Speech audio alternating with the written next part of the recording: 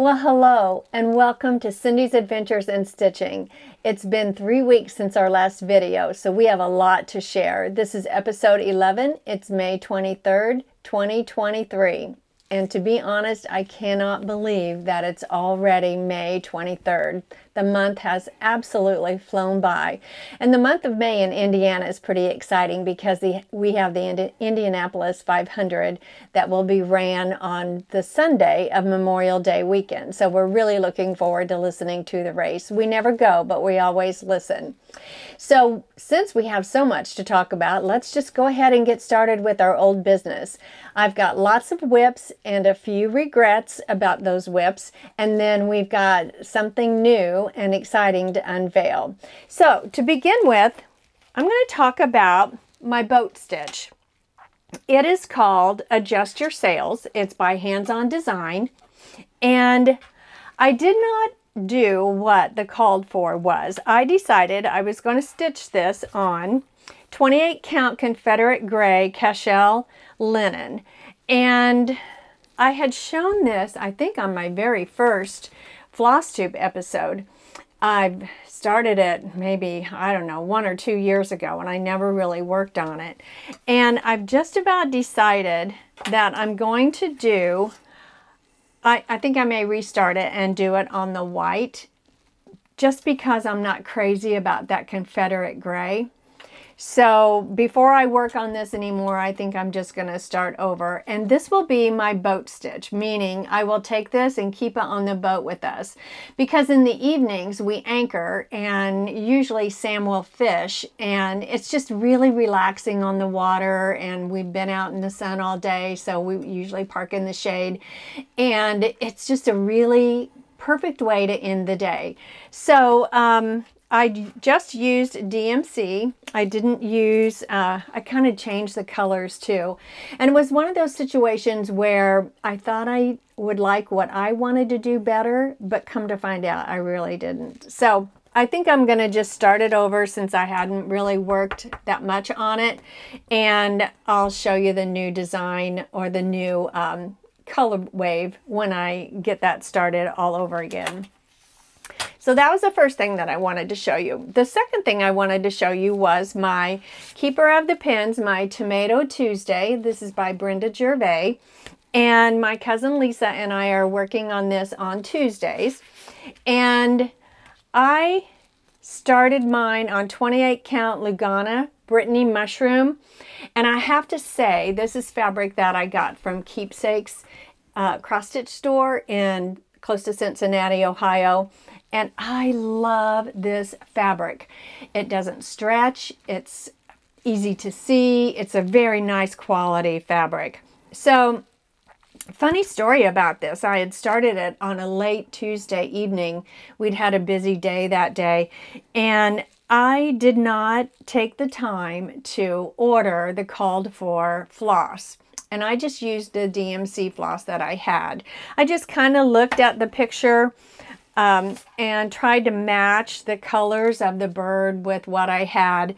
And I started it, and I worked on the wing one evening, probably about an hour and a half until I got tired. And so I put it away until the next Tuesday. And I got ready to work on it, and I could not find that embroidery floss anywhere. I looked high and low. I looked in all my project bags. I even looked back on the hooks that I keep my DMC on, and I couldn't find it. And that's when I decided that I think someone must have broken into our house in the middle of the night, got in the project bag that this was all stored in, took that floss because that's what they were looking for, and then left without bothering anything else. That was the only explanation I could come up with. That happens pretty frequently. It does, because, you know, embroidery floss is a pretty high commodity. People like to have that. Especially out here in the sticks. Especially out here in rural southern Indiana. So my friend Diane and I were going to go to Persnickety, which is a cross-stitch shop in Zionsville, Indiana. We were going to go that Friday. So I worked on the bird at that time, that Tuesday evening, and we went to Persnickety, and they had it was Weeks Dye Works. I can't read that because that light is so bright. It's blinding me. But anyway, Carol of Two Tall Stitchers was working that day. And so we found a gray to make the wing out of. But I'll be honest, if I were going to do this all over again, I probably would have ordered the called for colors of floss for this. I like it, and I'm going to continue with it. I'm not going to start over or anything like that. And it's a fun stitch, and it's pretty quick. I think that's why they give you recommended colors. I think that might be. Do you think I'll ever learn to listen to what other people say instead of thinking, I think I'll do it this way? I don't know. I do that with quilt patterns too sometimes. Sometimes it gets me in trouble, and then sometimes I end up liking it, and then that just reinforces, you know, me deciding, I think I'll change it. But anyway, I do really like this, and so I will continue with Tomato Tuesday.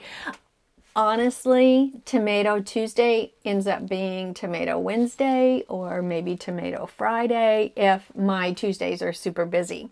Which you wouldn't think a retired person would have super busy Tuesdays, but sometimes I do. But anyway, I love this. I love this book. It has so many cute patterns, and I know a lot of people have been doing these, and I see why it's so popular. I really like it. And speaking of Tomato Tuesday, I'm going to show you. Let me grab this real quick. I'm kind of jumping ahead. One chart that I got at Persnickety is called the Itch to Stitch, and you know, you can see it's got a tomato there, and then it's got some thread spools, and so Carol helped me find the floss for this. So this will go in my actually, it's going to be a basket. It's not going to be a dough bowl because my sister Peggy had made me this really cute basket. It has it's square and it has red along the border of it. And so these tomatoes will be perfect for that basket. And I'll keep it out probably year round, maybe not at Christmas because I have too much other stuff to display. But I'm very, very excited. I'm always on the hunt for tomato charts. So that is whip number 2. Whip number 3 is the Drawn Thread, is the name of the company, and the chart is called Stars. And I've shown this before, and I'm making progress. I took it with me down to Florida, and it's never a good way to show this, but anyway, it's a pretty quick stitch. And I want to share something about this also. I feel like I'm kind of highlighting things that I didn't do perfectly. But when I started this, I'm always worried that I'm going to run out of room. And I don't remember, I honestly don't remember how I found this app that I downloaded, but it's called Fabric Calculator. And it's wonderful. And it was the last time that I started something that I didn't use Fabric Calculator. But you put in how wide you want your border to be, you put in the stitch count, and you put in the thread count of the fabric that you use. And it tells you how long, how many inches you need to cut your fabric long and how wide you need to cut your fabric. So this is not going to be terrible. I can definitely lace this and I'll frame it myself. I wouldn't take it to a framer because it's such a short area from the top to the end of the fabric. But I mean, you guys may already know about Fabric Calculator. I didn't, and so I think that's going to be a game changer for me, to be honest. So it was just in the App Store of my iPhone, and I think it was free. I don't think it cost anything. Now, I do have Cross Stitch Plus. Well, actually, it says X Stitch Plus, which is another app that you can download. And you guys probably know about that too, but there may be someone out there, a beginner, a newbie, that didn't know about it. And it's wonderful because it keeps track of your chart inventory and also your fabric inventory. And you take a picture of it and you put the name of the chart in the app. Now that does cost, I think it was 99 cents for the year. But it's worth it because when we were at Persnickety, I looked at a chart and I thought, do I already have that? I can't remember if I do. And I looked on my app and I did have it. So I saved myself from double buying. So that was nice. Now, is that password protected so your husband doesn't find how much money you get wrapped up in this? No, but you know what? Someone, it may have been Sable Stitchers is where I found out. Name. I know, that's the best name. Stash accumulation beyond life expectancy, which is, you know, that should be a goal for all of us, I think. But I think one of those gals, her husband knew that she had that on her phone and he was going to get her some charts. And so he looked to see if she already had those. I think it was Sable Stitchers. I'm not positive, but I do really think that's who it was. So I am going to finish this before I start something new because I feel as though I just have too much going on. And I like that because you can work on what you want to that day and you certainly don't get bored with it, but then it takes a lot longer to finish. And I am definitely a sequential finish this before I start something else kind of gal. So I'm learning. I do like it. And my friend Diane is, you know, she is the queen of samplers. And I kind of see why, because they are really fun to stitch. And I'm enjoying this a lot. It's really pretty quick. So I like that. So that is, I'm going to finish that before I move on to something else. But my focus project or my long-term project is still... Me? Yes. Am I ever going to get anywhere with you? I don't know. You can't even take me to the right doctor. Oh, yeah. We went to... Sam got sick. We were actually going to film last Friday and he came home from work and he was really, really sick. And so... I don't know how the men in your life might be, but the man in my life does not like to go to the doctor at all.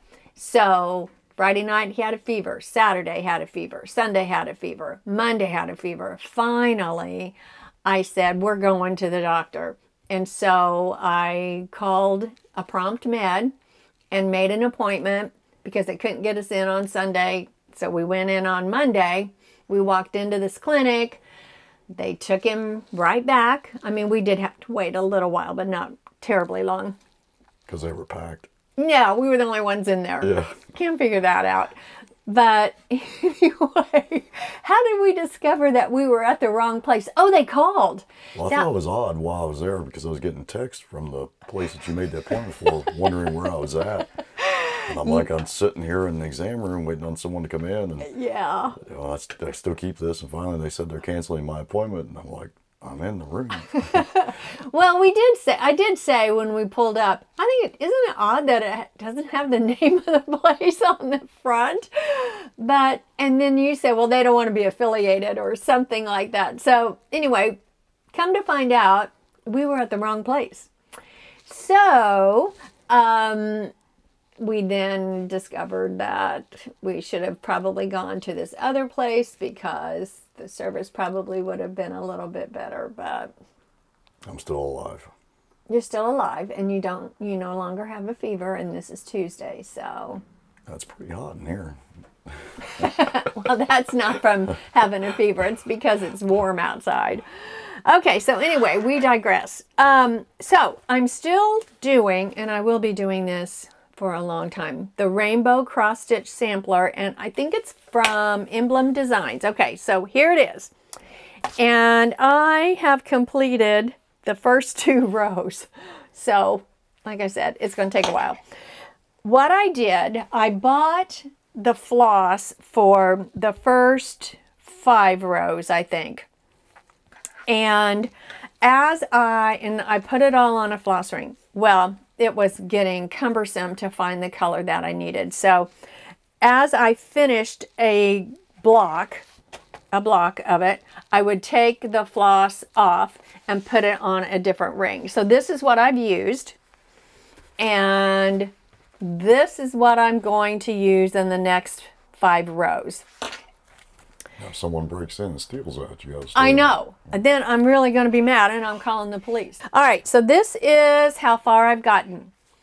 And I have to tell you, I love it. I love it because each block is its own color. You don't have to switch colors in the middle of the block. Every block is different, so you're not doing the same thing over and over again, and they do go fairly quickly. And I love the colors that are in here. I mean, blues and greens and pinks and probably reds are my favorite colors. The rainbow. Yeah, basically. And what I noticed, I got on Etsy to see if you can still get this. Now, you cannot get it in this color, but they do still have it in Etsy or on Etsy, but it's a different colorway. It's pinks and reds. And I think it's exactly the same color. Now, I didn't realize that, and I think I said the last floss tube that it was no longer available, but that's not true because it is, and it's called Rainbow Cross Stitch Sampler, and it's by Emblem's Design, I believe. And I love it. I really do, and I'm not bored with it at all. My regret is that I don't have more time to stitch on it because I do really like it a lot. And I think it's going to look really cool. It's going to be one heck of a big picture. I will say this fabric is not, I don't think it's the best quality fabric that a person, that a person can buy, but I think it's fine. I'm just very careful that I keep my tension the same. I tend to, especially if I'm I'll say uptight about something or anxious about something, I'm really pulling hard on that. But I've worked really hard. That's probably me. No, it's not you. I really don't know what it is. I really don't have anything to be anxious or worried about. But anyway, I do really like this a lot. And when I bought it, I wasn't sure. When I downloaded it, I wasn't sure that I would ever get it done. And I will get it done eventually. But I'm so glad that I started it because I like it a lot.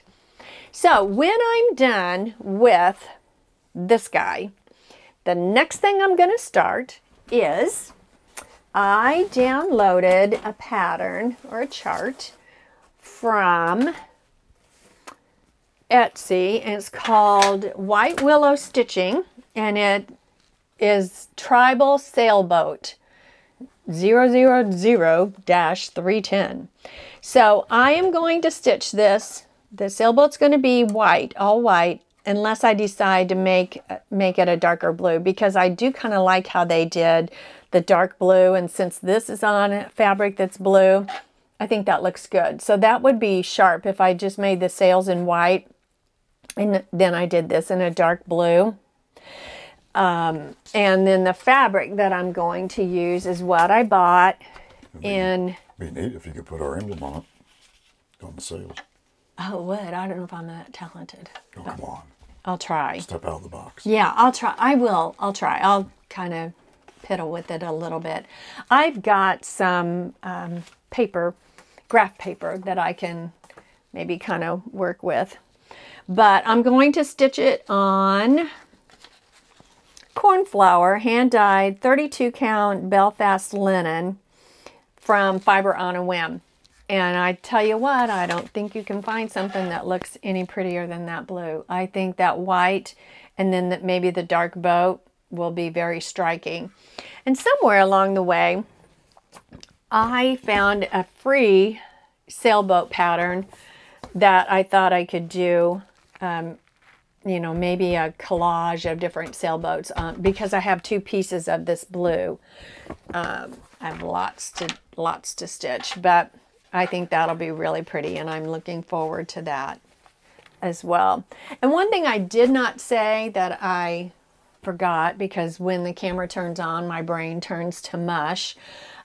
I am using Valdani floss on this, and I really like using the Valdani. It does not kink like DMC. I don't know if I'm supposed to say that or not, but it really is true. It's a nice quality. And what I also like about it is I bought it from Primitive Gatherings, their online store, and I got 10 yards. And, you know, a lot of times you don't get 10 yards. You might just get 5 yards on a skein or a hank of fabric. So I do really like Valdani. I'm thinking it might even be my favorite of all times. Wanted to share that my good friend Carol got me a surprise. It's like she knew what I use all the time. It is a seam ripper, and it has my name on it. Don't know where she got it, but wow, you're really close. You're super close. But I love the thoughtfulness of her giving that to me. So thank you, Carol. And if she doesn't normally watch, I'm going to send her the link so that she will watch at least one Flosstube video. But I thought that was very thoughtful, and I really like having it.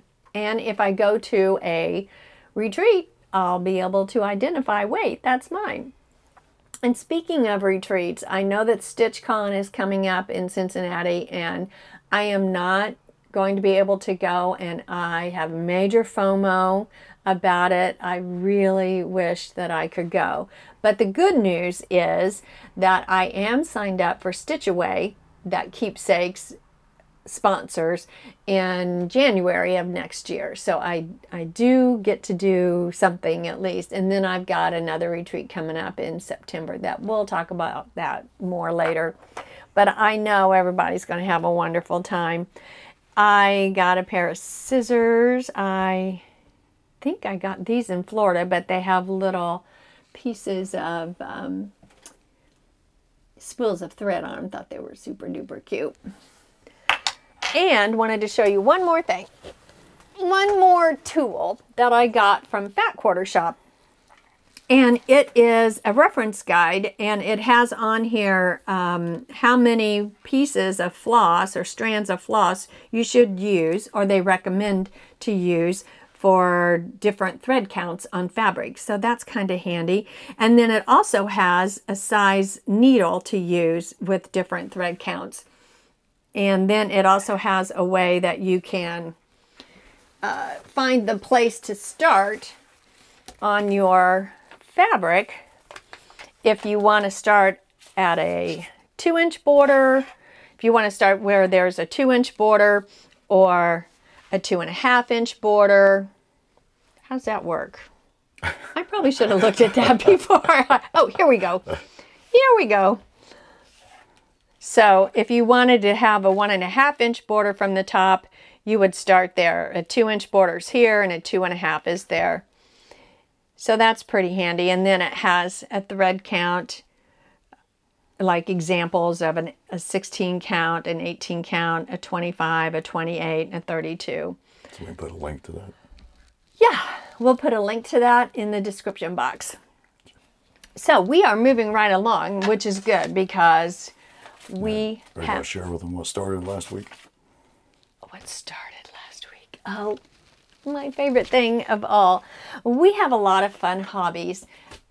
You know, we kayak and we ski and we camp. But my favorite hobby by far is sailing. And so we took the boat over to Lake Monroe, which is about an hour from our house. Not terribly long, maybe an hour and 10, depending on how you go. And we keep the boat on the water all summer. So we just have to drive over there and untie the boat, you know, take the cover off of it. I mean, there's a little more detail of getting it ready than that, but it's much easier than if we had to step the mast each time.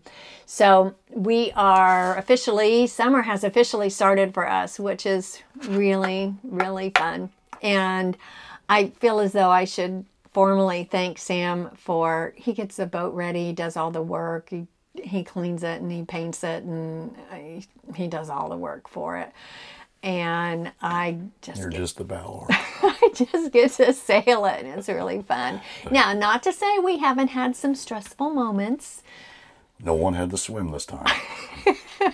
Yeah, I didn't mess anything up whenever we launched it, so that was good. Believe me, I was sweaty and saying prayers. Please, Lord, don't let me mess it up. But I didn't, so it all worked out okay.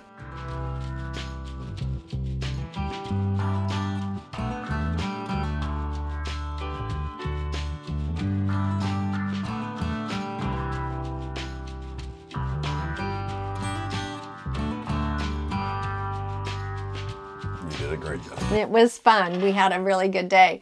And I want to give a shout out to new subscribers that we have. Dee the Gardener. I love this name. The Potty Mouth Stitcher. Karen M. Rachel B.H. Samantha. Carolina Girl. Terry M. Darla S. Cindy A. And that's not me. And Pam H. So thank you very much for subscribing, and thanks to everyone who watches. I mean, every day when I get on Flosstube, every day a new person comes up that has one. I don't know how many Flosstubers there are out there, but I know there's a lot of us. So I really appreciate every comment, every thumbs up, and every minute that someone watches, because I know there's a lot to choose from. So I really appreciate. Plus then, you know, there's the people that have been doing it for 3 or 4 or 5 years. So I am very, very grateful for all of you that take the time to watch, and hope you get something out of it. You know, that's my goal. And also wanted to ask if anyone has ever planted lavender to put inside their pillows for their finishes so they smell nicely. I think I'm going to do that. Well, I did plant some lavender, and I think I'm going to give it a try and see if it does make the pillows smell nice. That'd be great. And then I have 2 things to recommend. One is a book called When the Apricots Bloom, and it is by, see if I can read this. I'm not kidding, I can't hardly see because of that light. Gina Wilkinson, and it is set back when Saddam Hussein took over Iraq, and it chronicles 2 little girls and their lives. They were best friends, and then he took over power, and then both of their lives changed drastically. It talks a little bit about women's oppression. It is a little bit, teeny bit violent, but not bad. It does not go into violent details because I don't like that. I don't like to read it. I don't like to watch anything violent like that. Was that your ankle? Yeah. Oh my goodness. I'm falling apart. You are falling apart, but at least you still don't have a fever. And it's a really good book. So whether you say apricots or apricots, it's When the Apricots Bloom, and it's by Gina Wilkinson. And then if you're someone that likes a true crime podcast, I have one to recommend. Well, actually, it's the same gal, but she has 2. They're historical crime, I don't know, stories, I guess. And her name is Kate Winkler Dawson. And one of the podcasts that she has is called Buried Bones. And that's more of a crime that happened like maybe during the 1900s. And then there's a historical crime podcast that she has that is called Tenfold More Wicked. And that podcast, every episode kind of builds on the one before. So the entire season tells a story. But the first one, which is Buried Bones, each episode starts and finishes the story. And then the next episode, she starts a new story. So they're a little bit different, but both very good. So wanted to recommend that if you're someone that likes true crime. Now, let's talk about the big surprise. We are going to go over to my sister's house, who has in her den a long arm quilting machine. And I never thought in a million years that I would be part owner of a long arm. But last summer, I had just had a quilt quilted. I took it to the long armor, and there's a 9-month wait. And the gal who does them, she's really, really good. But sometimes I couldn't wait for 9 months. You know, that means you got to plan ahead, especially if you're giving it as a gift. So one evening at the end of the summer, and when I say the end of the summer, I mean early September, late August, I think, we were sitting around talking, Sam and me and my sister Dottie, and we were talking about just how tough it is to quilt a quilt on a domestic machine. I don't like to do it at all. In fact, I've tried it and I was not satisfied, and I didn't want to take my time learning that. So that's why I always took mine to a long armor. Or if it were something small, I could do my domestic, and I could use the embroidery hoops, and I could do it that way. And that was okay. It just takes a while to do it. And I can't imagine doing a full-size quilt like that. So we were sitting around at our favorite kind of, I don't know, what would you call the brick? It's a local watering hole. Okay, local watering hole. They have great hamburgers, by the way. And Sam said, why don't you two go together and buy a long arm? And Dottie and I looked at each other like, I don't know. I mean, that never really ever occurred to me that we would go together and buy a long arm. I knew nothing about long arms. She might have known a little bit more because I think she's wanted one for quite a while, but I didn't know anything about them. So we thought maybe we could find a used one. And we looked for the next couple days on different sites looking for a used long arm. In the end, we decided that it was too risky to spend that kind of money on a machine that, I don't want to say they're temperamental, but you know, any sewing machine you can have issues with. So she was going to head back to Florida soon, like in 2 weeks, 2.5 weeks. And there was going to be a American quilting show in Cincinnati, but it was going to be after she left. So she got online and she saw that there was going to be an AQS show. Okay, that's kind of redundant, an AQS show. Anyway, at Des Moines. So we quickly got a hotel room for 2 nights and we jumped in the car, and I'll have to say the drive was very nice. The worst traffic that we had was around Indianapolis. If you can avoid Indianapolis, do it, because the traffic is horrible. The construction, it's absolutely awful. So anyway, we drove to Des Moines. We were able to get a room. It was attached to the convention center. And that day we drove 6 or 7 long arms, all different brands. And we took notes on the cost, features that each one of them liked, or each one of them had that we liked. And that night at dinner, we made a list of things we liked about this one, things we didn't like about that one. And we came up with a decision. And we decided to go with an APQS. It's built in Iowa. There is a dealer about an hour and 10 minutes away from us in Louisville, Kentucky. And we haven't been there yet because we get a free list and we haven't done it yet.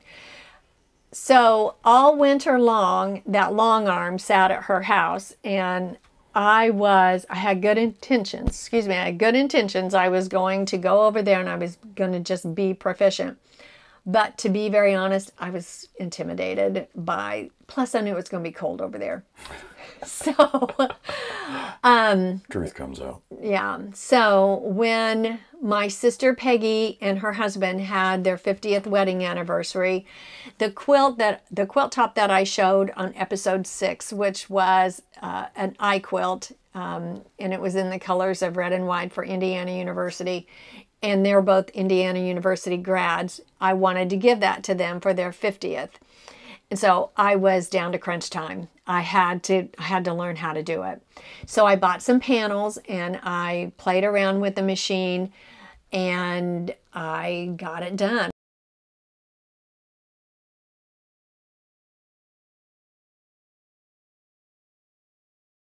I got their quilt quilted and gave it to them for their anniversary. And I'll have to say, I've given quilts to people before, but never a surprise. And to give a gift like that to someone who was totally surprised and they loved it, and Peggy appreciated the work that goes into it because she's quilted before. She doesn't quilt regularly, but she's done some before. It was just the best feeling in the world to give that to them because I knew that they appreciated it and they loved it, and I did it all from start to finish, which was very satisfying. Now, in the meantime, I have a friend, Susan, who asked me to make a baby quilt for her. And Susan is a wonderful, wonderful person, and I would do anything for her. But that baby quilt was so hard to make. I will never do that pattern again, at least not until I get better at everything. So we're going to go over, it's on the long arm now. We're going to go over and take a look at that, and then we have some pictures to show of me assembling the baby quilt.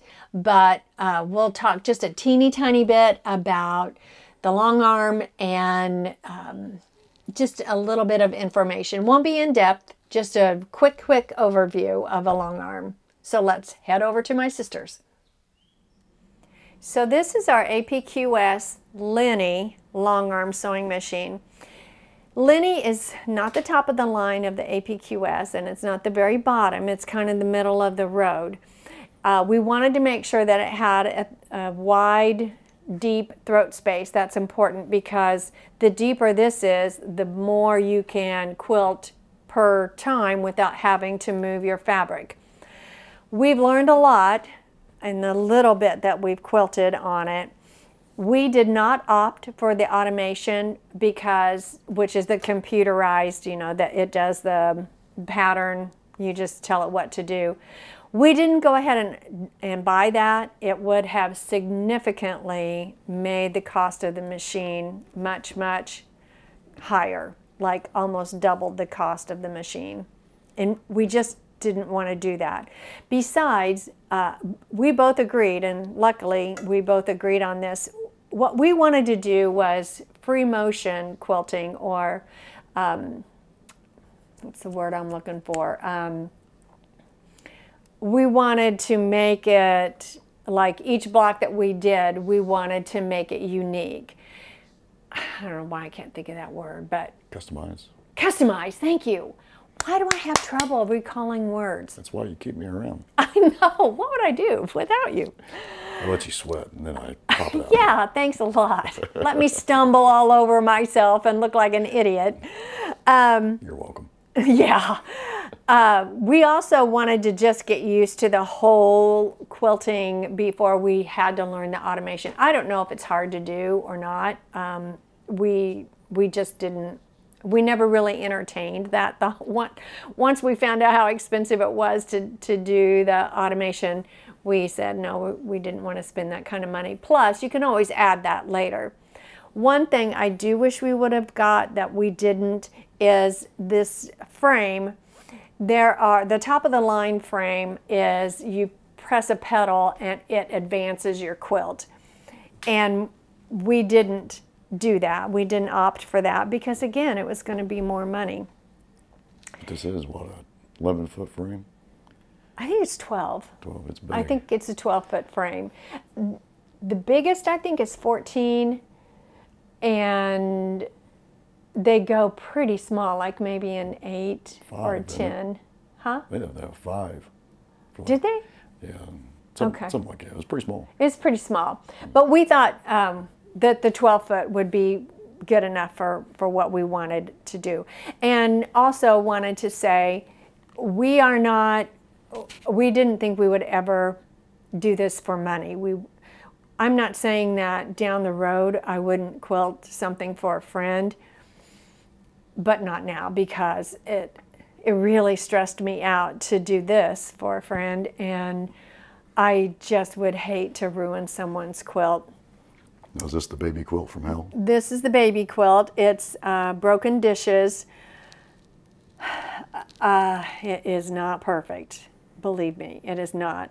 It's extremely bulky, and the flying geese pattern is a pattern in that you touch that, you cut it, you sew it, then you have to press it, then you have to sew the other part on. It's just very time consuming, and in hindsight I wish I would have chosen a much faster pattern, because I have a lot of hours in this, and I used my AccuQuilt to cut it out. Had I not used my AccuQuilt to cut it out, oh my gosh, I hate to think about how many more hours I would have had in this. And just for a baby quilt, for a 6-inch block, I think I had like 360 some pieces of white that had to be cut out, and I don't remember how many different pieces of the gingham. I like the fabric a lot, but I'm not happy with the quilt top. But I'm also my own worst critic, and I kind of randomly put the blocks together. I don't know if that was the best thing to do, because it didn't really highlight the green and the gray, but that's okay. But anyway, I wanted to show you that there are basically 4 ways that you can quilt on a long arm without using automation. One of them is just free motion, and if it's free motion, I would stand on that side. Let me stand over there real quick.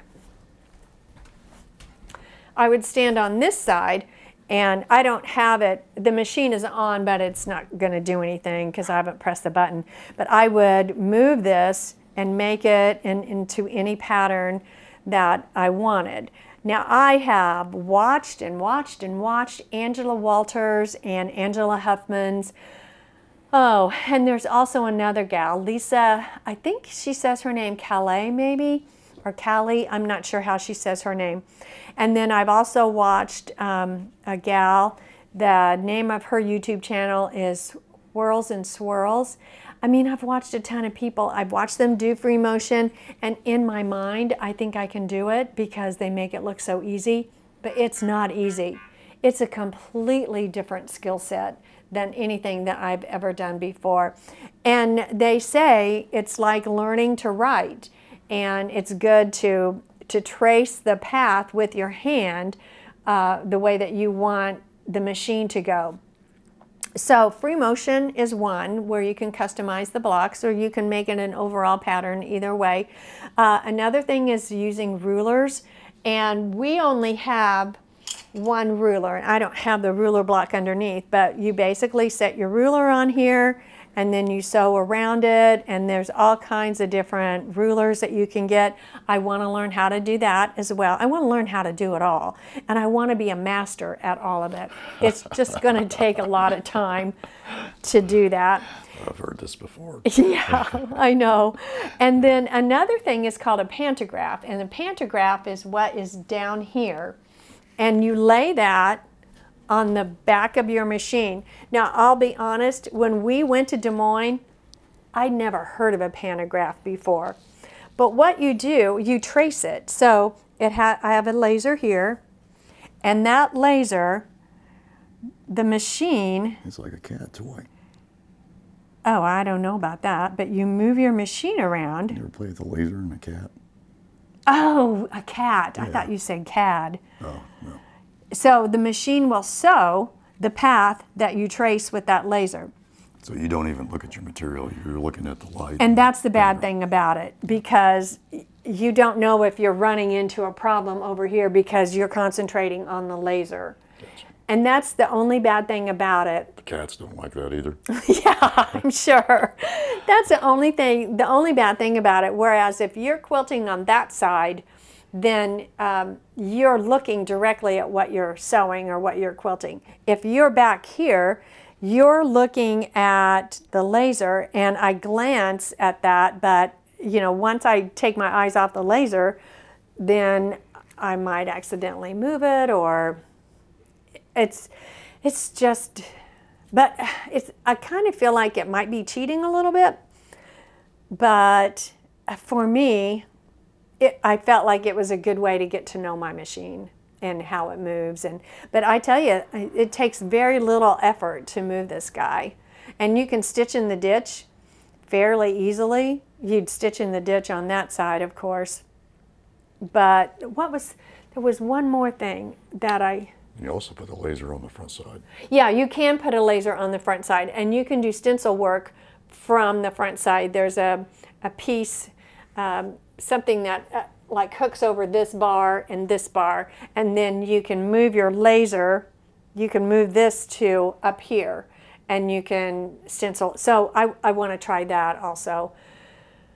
So this is it. This is our Lenny, and I really like it, and I want to get really good at it. He's the new man in your life. Actually, I don't really like the name Lenny, but I haven't come up with anything better than Lenny. Squiggy. Squiggy. That it is kind of like Squiggy, because you know, you're squiggling around and stuff.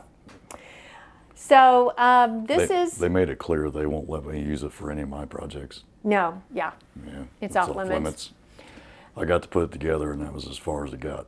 And that saved us some money, because we didn't have to pay shipping, because they had a display model show. They call it something, I don't know, can't remember what it was, in Indianapolis. And so they brought it with them, and we just met them at Indy and transferred the boxes from their big truck to our trailer.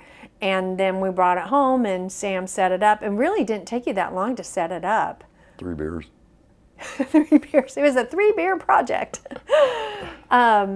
So this is it. But I like it. I kind of look at it. It's the good, the bad, and the ugly of a long arm. The good is you get to do your entire quilt from start to finish.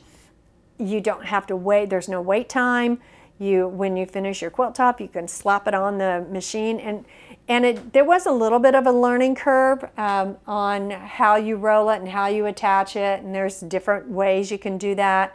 And we made a video as soon as we got it set up, and after we piddled around with it a little bit, and I refer to that video a lot on how to pin it, which side to pin it. You know, do you pin it on this side? Do you pin it on that side? And then, what was I going to say? I lost my train of thought. Oh, the good, the bad, and the ugly. So the good is that you've got it. The bad is it's expensive, and it takes a lot of space. Takes up a lot of space. It would fit in my cutting bunny room, but we'd have to get rid of the bunnies. So, and Sam said, we're not moving it over here. So. And it's nice to have it here. And it's kind of out of Dottie's way. This is a part of her house that she doesn't use that often. And so it really works out nicely. Because everybody has a part of their house they don't use very often. I know, crazy. And with her being gone half the year, that kind of opens it up for me. I can use it whenever I want. I mean, I could in any way, really. And then he set up a bunny heater for me. Did I say bunny? You did. Buddy heater for me. And this is a small enough room that it was pleasant. And then he hooked up the lights for it. And let me show you the difference. That was a game changer. Because I did have to rip out, when I worked on Peggy and Gordon's quilt, I had to rip out a section. And I couldn't have done it like, well, we don't have the other light on. But anyway, it makes a huge difference. And then I would say the ugly is just the practicing when you get started, because there's such a learning curve with it. I wanted to also share with you you can get some quilting tools in stores that are not necessarily quilt stores. These things, actually the lights came from Harbor Freight. These scissors came from Harbor Freight, and they do a really good job. I use them to cut the batting. I used them today to cut the batting. They were plenty sharp, and they did a great job. They're lifetime guaranteed, and they come apart They do come apart, yeah. So they're utility shears. oh, is that what they are, really? But they come in a set for like $8 for 4 pairs of scissors. So they'd be super easy to sharpen, right? Sure. Well, I think it's so that you can clean them. oh. But if they get dull, take them back and get in their repair. They got a lifetime warranty. Oh, so all you'd have to do is just go in there and tell them that they're too dull to use? Yep. Wow, you can't beat that. That's a great deal. Now, blondes might not be able to get them back together. Hey. Oh, Okay. come on. Just set those there. The other things I wanted to show, and I have used this to cut batting. This is a 4-foot long metal ruler, and you can't find a quilting ruler that's 4 feet long. And what I did was I just marked along the line that I wanted to cut, and it was straight and very easy. And if you wanted to make sure something is squared up, Sam got these for me and I use them quite a bit. What did you call this? A T-square? It's a drywall square. A drywall. Oh, it says T-square right there on It's it. a drywall T-square. It says right on there, drywall T-square. Yes, I see that now. Okay. Smart aleck. But it's great. That way you know that you are cutting it straight or drawing the line straight. So I use this whenever I'm squaring up quilts. I can't remember how much they were. Do you remember? That's like $18 for that drywall square and less than $10 for that 4-foot For this ruler. one? Yeah. We have an 8-foot ruler coming that's lost somewhere in the mail, but I'm excited to get that because a lot of the stuff I cut is longer than 4. So Wow, we've got that an would be great. 8-foot straight edge ruler coming. Is it metal? Yeah. Did you get one for me? Well, yes. Thank you. Smart boy. Because if not, I'd be looking for mine all the time. Yes, 'cause you you'd would have be. it. I mean, that will be great. Yeah.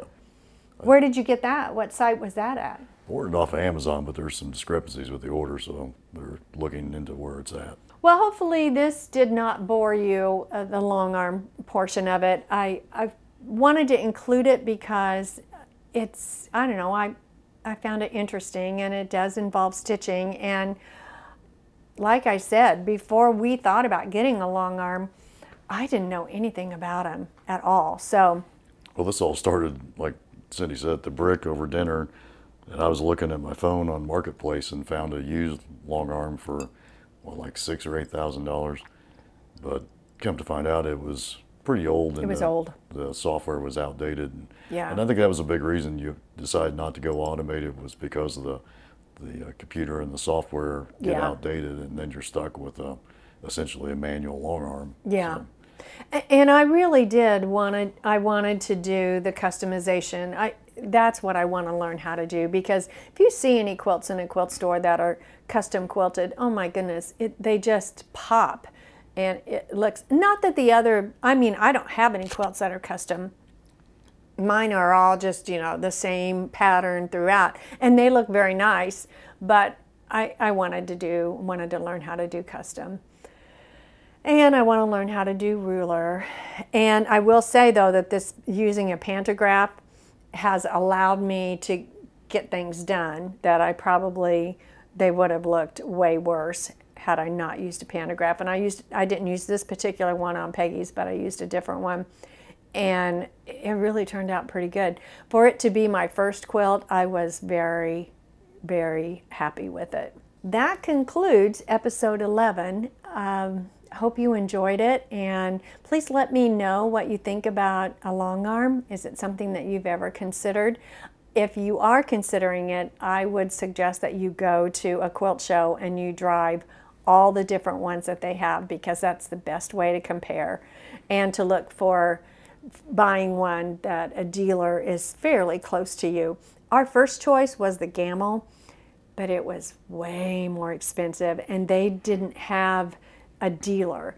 I guess if you have issues with it, you call a toll-free number and then they set a time when they can come out and look. And it's a pretty long lapse of time. That was another reason why we went with this one. So anyway, please leave a comment, please subscribe, share this video with someone else, and I do hope you'll come back and watch us again. Happy stitching!